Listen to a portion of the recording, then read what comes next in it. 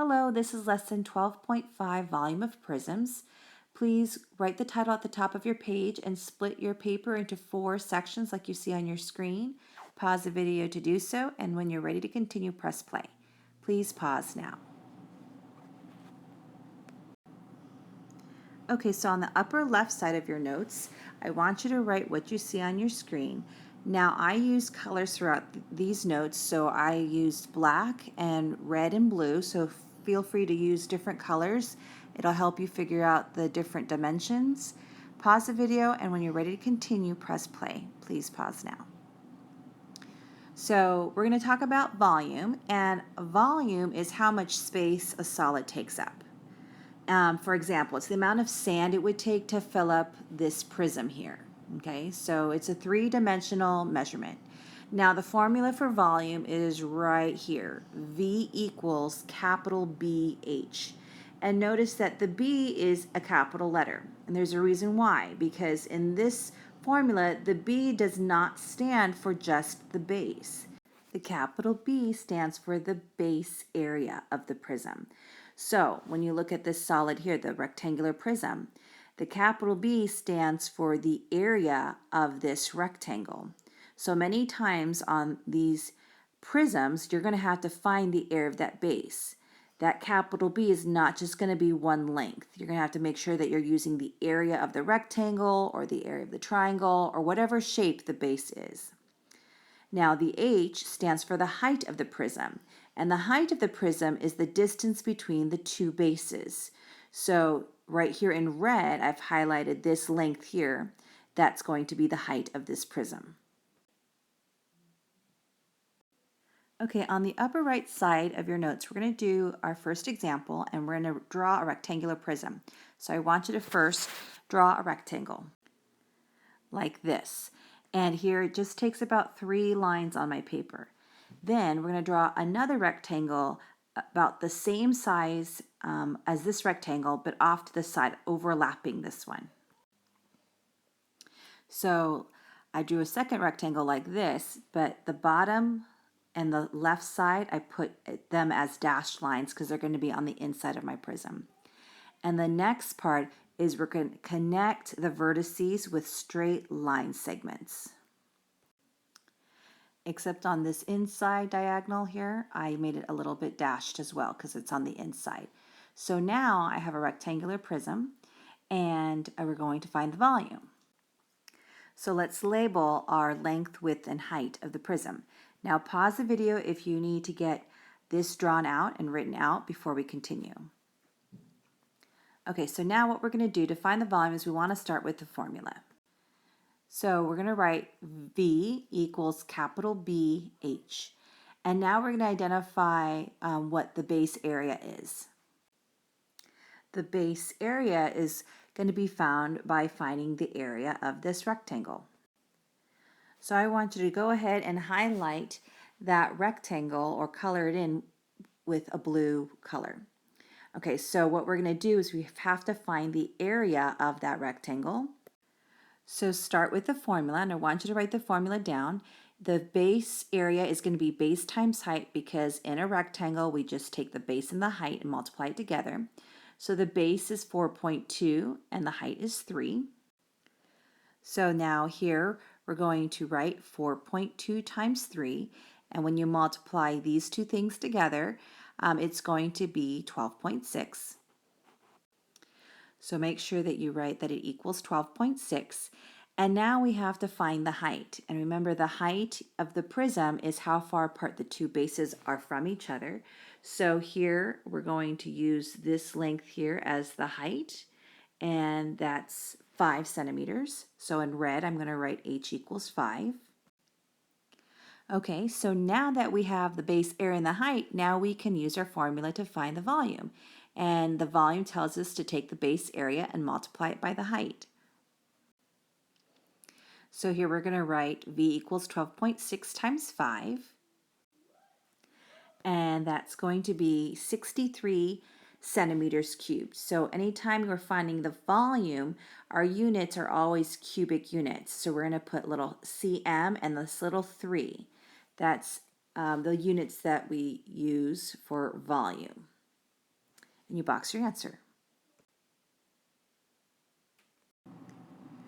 Okay, so on the lower left side of your notes, we're going to do volume of a triangular prism. And notice that I've already started drawing a triangle for you at the top.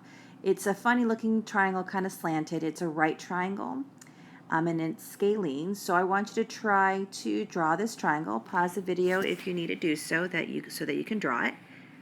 And then what we're going to do is we're going to try to draw the same triangle, but at the bottom here, okay? So just directly down at the bottom.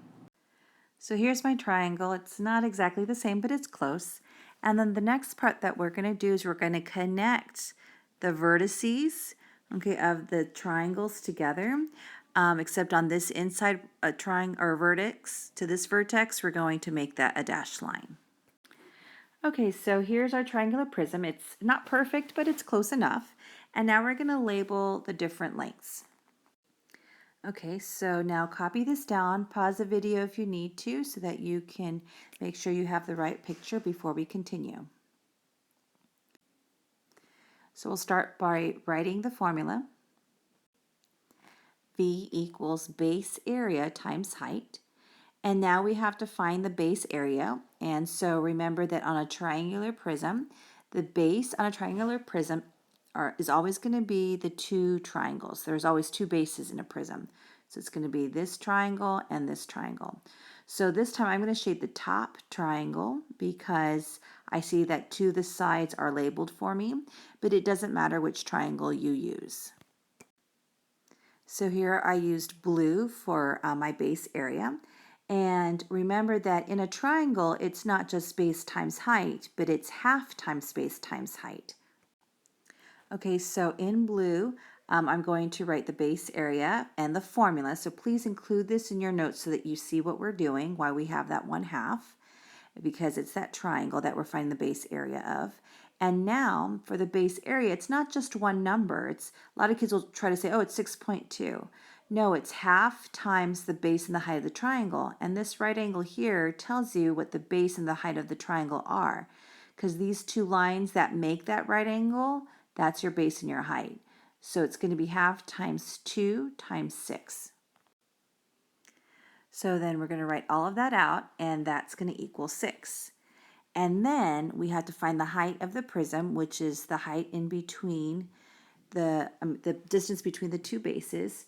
So this right here, that's going to be the height of the prism, and I'm going to outline that in red. So in red, I wrote h equals 9. And now we can find our volume by taking our base area and multiplying it by the height. So let's write that out. So here we have the volume is 6 times 9. When multiplied together, we get 54. And then when we label volume, it's meters cubed. So now we box our answer. Okay, for problem number 3, I want you to draw this hexagon. And this will be the most difficult shape, but just try your best. And then from there, you're going to draw line segments from each vertex. Like this. It's not really from every vertex, it's just from these points. And then we're going to connect it to create like the back of this prism. It's not perfect, but that's okay. And now for this is going to be a hexagonal prism.